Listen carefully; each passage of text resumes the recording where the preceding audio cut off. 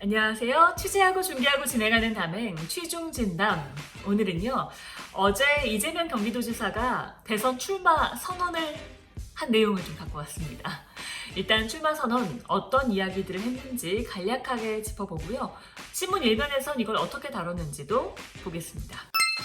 먼저 어제 7시 30분이었죠. 아침 일찍이 영상 선언문을 올렸습니다. 새로운 대한민국 이재명은 합니다 라는 제목으로 올렸는데 윤석열 전 검찰총장이 기자들을 모아놓고 대면으로 한 것과는 또 다르게 비대면으로 좀 차별화를 했다라고 보는 시각이 많았습니다. 출마 선언문의 키워드는 경제가 아니었느냐라는 분석이 좀 있습니다. 이재명은 합니다. 그러니까 실행력에 좀 중점을 뒀습니다. 헌법 1조를 읽으면서 시작을 했고요. 국가의 존재 이유를 이야기하면서 억강부약의 정치를 이야기했습니다. 특권이나 반칙에 기댄 강자의 욕망을 절제시키고 약자의 삶을 보듬겠다라고 했고요. 대한민국이 위기다라면서 위기라는 이야기도 굉장히 많이 했습니다. 민주당 정권인데 민주당 인물이 위기라는 말을 많이 한 거예요. 자, 길을 내야 합니다. 그러니까 강력한 추진력이 있어야지 개혁 정책이 좀 성공할 수 있다면서 길을 내야 한다. 그러니까 실행력 있는 나를 봐라 라는 이야기였고요.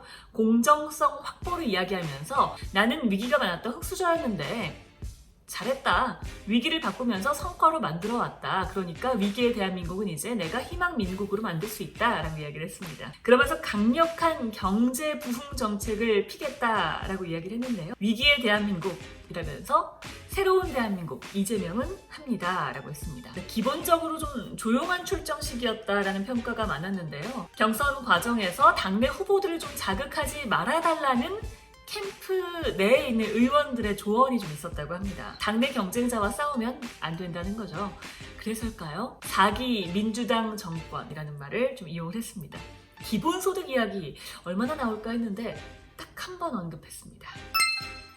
자, 그럼 신문 일면에서는 어떤 부분들을 좀 중요하게 봤는지 한번 볼게요. 먼저 경향신문입니다. 이재명 지사 강력한 경제 부흥 정책 펼치겠다.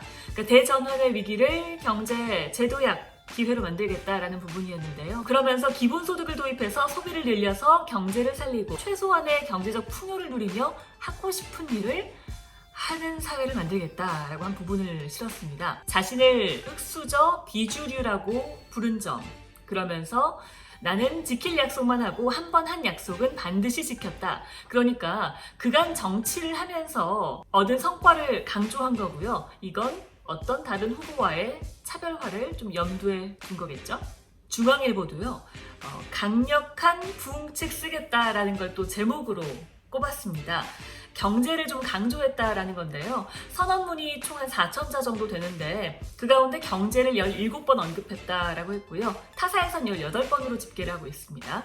그리고 성장이 11번, 대표 정책이었던 기본소득은 단 한 번 언급했다라고 했고요. 이 지사와 비슷한 분량의 출마 선언문을 읽었던 윤 전 총장의 경우 경제가 5차례, 성장이 1차례였습니다. 자유가 22차례였고 공정이 16번, 정권 교체가 8번이었잖아요. 경제라는 것만 두고 보면 일단 이 지사가 훨씬 더 많이 언급을 한 셈이죠. 성장도 이 지사가 훨씬 더 많이 언급을 한 셈입니다. 자, 경제정책을 일단 축으로요, 여러 가지 종합적으로 좀 다뤘다라고 평가를 하면서요, 여당 후보이면서도 위기론을 앞세워서 이재명식 뉴딜을 대안으로 제시했다. 라고 했습니다. 이 지사는요, 윤 전 총장에 대해서 평가를 하길 열공한다는데 국정이라는 게 그렇게 호락호락 쉽게 익혀서 할 수 있는 일이 아니다. 좀 더 공부하시길 바란다. 라고 했습니다. 정치 좀 해봤다는 거죠. 윤 전 총장은 이 지사에 대해서 묻는 질문에 굉장히 열심히 하고 변론도 잘 하셨던 것으로 기억합니다 라면서 변호사 시절 이야기를 꺼낸 바가 있습니다. 두 사람의 서로에 대한 평가, 이것도 굉장히 볼만하죠.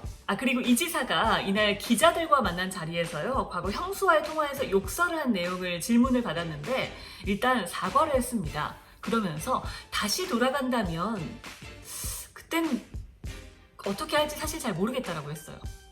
다시 돌아가면 그렇게 안 하겠습니다가 아니라 다시 돌아가면 또 어떨지 모르겠다. 굉장히 솔직하게 이야기를 했죠.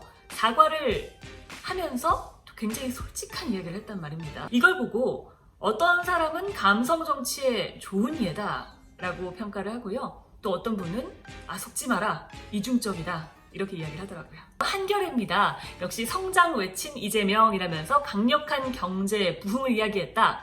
유능한 4기 민주당 정권을 약속했다라면서 구체적인 실천 방법은 제시가 되지 않았다라고 꼬집고 있고요. 자신이 왜 대통령이 되려고 하는지, 대통령이 돼서 무엇을 하려는지 설명했다라고 이야기를 하고 있습니다.